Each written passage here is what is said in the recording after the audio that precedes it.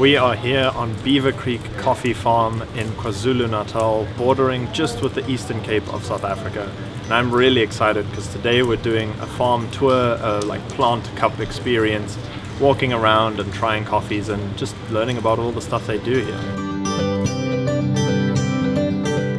Brought out a coffee franchise was Starbucks in America. Now, I don't like Starbucks at all, but kudos to them, they brought coffee back into the minds of people. So you have to have respect. We made it the same way, drank the same way, and only in the 90s did it start growing. You know why? Because in the 90s, everything started in the 90s. And I mean it sincerely. That's when other franchises opened, like VDE Cafe, Seattle, and many in the world. Century by a goat herder. His name is actually got a name, Kaldi. I know. I wasn't there, so I can't say, but that's over the years this has come through. And he would take his goats out to go and graze in the forest. And he had a flute he made out of wood or bamboo. I'm not sure because it's just before I was born, 5th century on. And he played the Come Home tune. They didn't come out. So he looked for them and found them in the forest where they're busy dancing and headbutting and playing. And he thought, oh, what are they doing? And then he see them run to a tree and they go and eat the red berry. And he thought, okay, that's how they found their food. If a mammal, which is like a buck and goat or anything like that, not birds. Birds can eat poisons that we can't eat. But if they eat it and they don't freak, it's safe. So I thought, okay, try this out. And of course he started eating this. Half an hour later, this oak was playing his flute like Ian Anderson from Jethro Tull. So he thought, okay, well, let me take some back to my father. Because after you've eaten it, those two things are quite sweet. You can suck on them. We're going to try it now. We only just want to this is not always ideal what I'm going to give you, but it's good enough for you to be able to taste and say, yes, it is a fruit, that kind of thing. On those leaves, you'll have flowers come out of it, all the way from the trunk right through to the end grows coffee. And sometimes you get 20 around one cluster. And it's very prolific around the tree, because every flower becomes a coffee fruit. Now, if you look at it, that little dot, that was your flower, was on there. And if you take this and you squeeze it, there are your two seeds that I gave you inside the coffee. Okay, now this one, he only got one. You see the second one is hardly formed. That would be called a pea berry kind of thing. And his father said, oh yeah, very nice. But when you heard about the ghost dancing in a flute player, he said, yeah man, bit superstitious. I think we must go and ask the Sangoma, the witch doctor. So they go to the witch doctor, kind of medicine man, and he ate it. He said, yeah, it's a possible food source. Then they told him about the goats and the flute playing. He said, yeah man, there must be evil spirits in this lot. He roasted the coffee.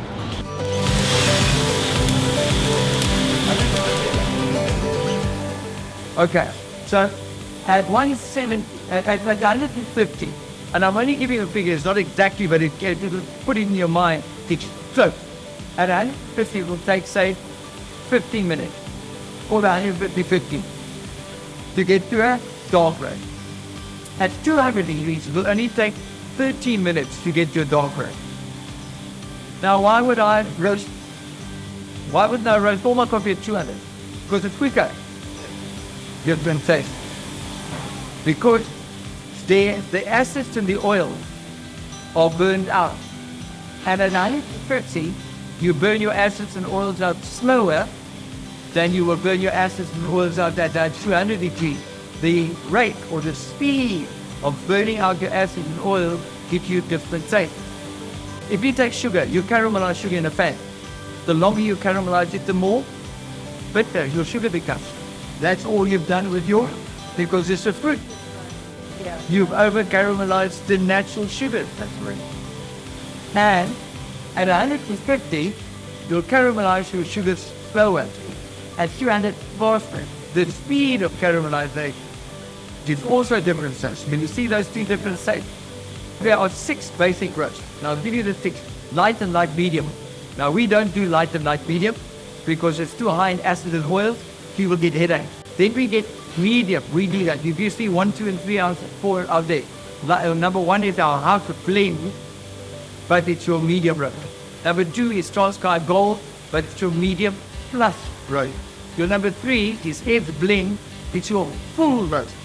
And your number 4 is your espresso blend, and that is your dark or Italian roast. Thank you.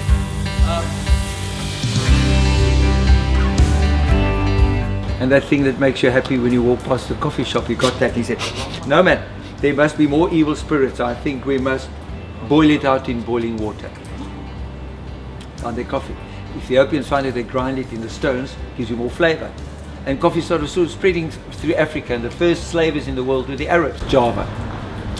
And the guards would stand at night and get this aroma, and they say, what's that smell? And they say, no, it's our drink, we drink it, it gives us energy to work for you, etc. They said, hell, it smells nice, can we drink it? Of course, they taste like, got this cup and say, hey. And they went back over there and got all the seed like that in Ethiopia and started planting it all over Indonesia. And many, not decades, a few centuries later, the first people they traded with were the Italians and the Greeks, shipping nations who'd already discovered tea in Ceylon and India and brought it back.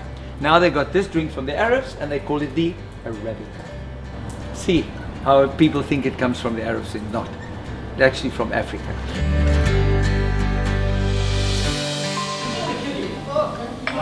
It's soft in acid, eh? Can you get it? Okay, now.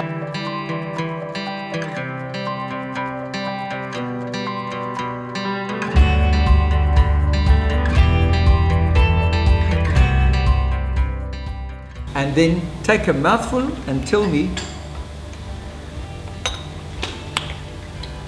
give in your mouth and tell me you can taste the sweetness. 1 month in April last year, it went up 60%, one day. It's only catching up now. There's a shortage. Because 2 years ago they had too much rain in Sao Paulo, which produces 33% of all your coffee. And so we're catching up.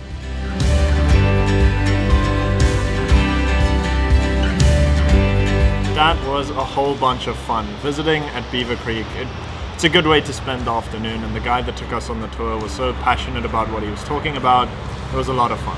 I highly recommend it if you're ever in that area. Check it out. Their coffee was delicious as well.